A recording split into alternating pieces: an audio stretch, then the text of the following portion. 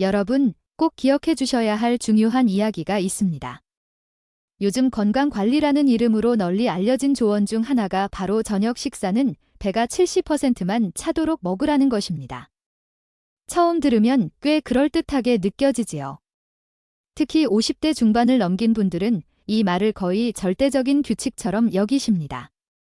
배에서 꼬르륵 소리가 나도 이를 악물고 참아내시죠.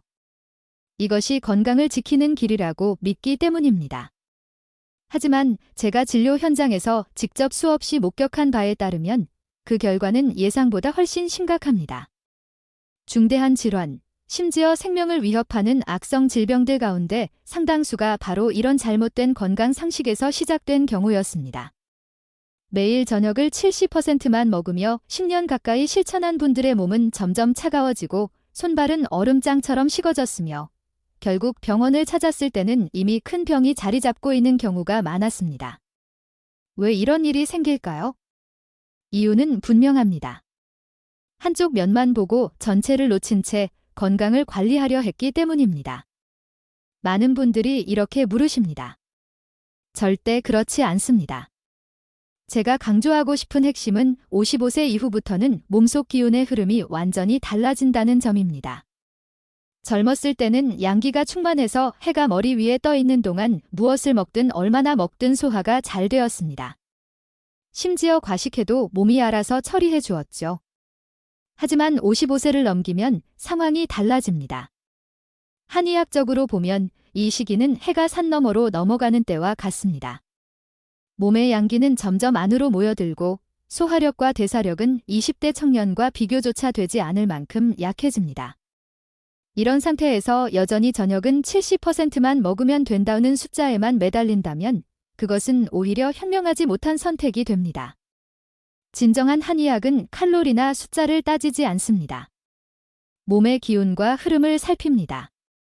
오늘 제가 말씀드릴 6가지 원칙을 지키지 않으면 설령 저녁을 한 입만 먹더라도 몸속 노폐물이 제대로 배출되지 않습니다.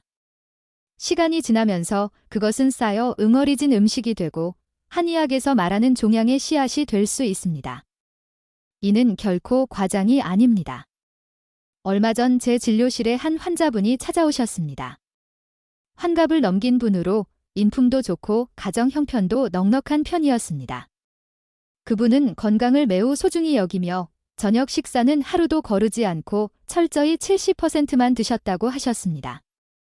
항상 유기농 닭가슴살과 신선한 채소로 만든 생샐러드를 드셨죠.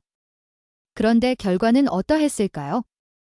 얼굴색이 누렇게 뜨고 푸르스름했는데 단순한 멍 자국이 아니라 속에서 올라오는 죽은 기운처럼 보였습니다. 손을 잡아보니 얼음장처럼 차가웠고 정밀 검사를 해보니 몸 안에 혹이 여러 개 생겨 있었습니다. 의사는 위 절제 수술까지 권했습니다. 놀란 그분은 저를 찾아와 어떻게 해야 하냐고 물으셨습니다. 그래서 저는 여쭈었습니다. 혹시 저녁에 밥은 드시지 않고 차가운 생채소만 드십니까? 그분은 고개를 끄덕이며 대답하셨습니다. 네, 요즘은 그렇게 먹어야 항산화 효과도 크고 비타민도 풍부하다고 하잖아요. 여러분, 이것이 바로 잘못된 정보에 끌려간 대표적인 사례입니다. 인간의 위장은 단순히 음식을 담는 주머니가 아닙니다. 조선시대 아궁이처럼 아래에서 불이 타올라야 제대로 작동하는 구조입니다. 그 불이 바로 몸의 생명에너지 근원인 명문지화입니다. 55세를 넘기면 그 불씨는 원래부터 약해져 있습니다. 마치 꺼져가는 촛불처럼 간신히 유지되는 상태인데 여기에 차가운 음식을 들이붓는다면 어떻게 될까요? 그것이 바로 저녁에 먹는 차가운 생샐러드입니다. 겉으로는 절제된 건강식처럼 보이지만 실은 위 속의 불을 단숨에 꺼뜨리는 행위입니다. 불이 꺼지면 음식은 제대로 익지 않고 썩기 시작합니다. 그 썩은 음식은 가스와 독소를 만들며 몸속에서는 혈과 기운으로 전환되지 못하고 담음과 어혈로 변의 곳곳을 막습니다. 이것이 한의학에서 말하는 응체된 음식, 즉 영식입니다. 따라서 55세 이후 저녁 식사는 단순히 적게 먹는다로 끝나는 문제가 아닙니다. 반드시 오늘 말씀드릴 6가지 원칙을 실천해야 합니다. 이 6가지는 생명의 불씨를 꺼뜨리지 않기 위한 최소한의 약속이며 몸이 스스로 회복할 수 있는 필수적인 기반입니다. 첫 번째이자 가장 중요한 원칙은 해가 지기 전에 식사를 마무리하는 것입니다. 이는 저녁을 굶으라는 뜻이 아니라 자연의 흐름에 몸을 맞추라는 의미입니다. 해가 산 너머로 넘어가면 자연의 양기는 땅속으로 스며들고 사람의 기운도 안으로 모여 장부를 회복하는 방향으로 움직입니다. 이때 비위의 힘은 하루 중 가장 약해집니다. 그런데 많은 현대인들은 낮에 바빠서 아침을 거르고 점심도 대충 넘기다가 저녁이 되어 7시, 8시, 심지어 9시가 넘어서야 식탁을 차립니다. 고기와 술을 듬뿍 먹는 경우도 많죠. 이는 스스로를 해치는 길입니다. 55세를 넘기면 저녁 식사 시간을 반드시 앞당겨야 합니다. 해가 완전히 지기 전 오후 5시에서 6시 사이에 식사를 끝내는 것이 가장 좋습니다. 그 시간대에는 하늘과 땅 사이에 아직 따뜻한 기운이 남아있어 몸이 그 힘을 빌려 음식을 소화할 수 있기 때문입니다. 반대로 8시, 9시가 넘어 식사를 하면 이미 음기에 무거운 시간대에 들어섭니다. 그때 먹는 한 숟가락 한 숟가락은 모두 저장된 기운을 끌어다 써야만 소화가 됩니다. 이것이 몸을 앞당겨 소모하는 행위입니다. 이런 습관이 반복되면 아침에 일어났을 때 얼굴이 부어오르고 눈밑이 무거워집니다. 이는 비위의 기운이 약해져 운화가 제대로 이루어지지 않는 신호입니다. 어떤 분들은 오후 4시에 커피를 마셨는데 6시에 어떻게 밥을 먹느냐, 아직 회사에 있는데 식사 시간이 어디 있느냐고 말씀하시죠. 그래서 저는 실제 진료 사례 하나를 소개해 드리겠습니다. 약 5년 전 서울 강남에서 사업을 하시던 부유한 남성분이 휠체어를 타고 제 진료실에 오셨습니다. 늘 경호원을 대동하던 분이었습니다. 처음 뵙는 순간 저는 놀랐습니다.